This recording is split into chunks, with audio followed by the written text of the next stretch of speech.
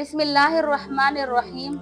सदका फितर गंदम, खजूर, जौ और किशमिश से ही अदा किया जाएगा या आप उसकी कीमत भी अदा कर सकते हैं। देखें, इसके बारे में फुकाए कराम का इख्तिलाफ है। इमाम शाफी और इमाम अहमद बिन हम्बल का ये कौल है और उनका ये इज्तिहाद है। उनका कहना ये है कि जो है सदका फितर के लिए अगर आप खजूर के एतबार से देना चाहते हैं तो आप खजूर ही देंगे, अगर आप गंदम के एतबार से देना चाहते हैं तो आप गंदम ही देंगे, अगर आप जौ के एतबार से देना चाहते हैं तो आपके ऊपर जौ ही देना वाजिब है, और अगर आप किशमिश के एतबार से देना चाहते हैं तो आपके ऊपर किशमिश से ही सदका फितर अदा करना वाजिब है।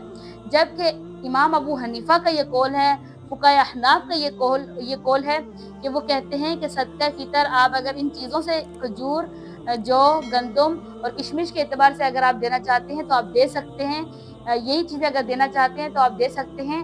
लेकिन अगर आप इनकी कीमत अदा करना चाहते हैं, मिसाल के तौर पर गंदम अगर जो है निस्फ है यानी 2 किलो है, तो उसकी कीमत अगर बन रही है 200-300 जितनी भी बन रही है, तो अगर आप गंदम देना चाहते हैं, आटा देना चाहते हैं तो वो भी दे सकते हैं।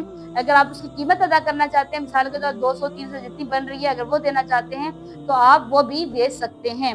और अहनाफ के कौल में ज़्यादा आसानी है, और बाज़ लोग जो होते हैं वो शाफ़ी होते हैं, हम्बली होते हैं, लेकिन वो फिर भी जो है ना अहनाफ के कौल पर अमल कर रहे होते हैं।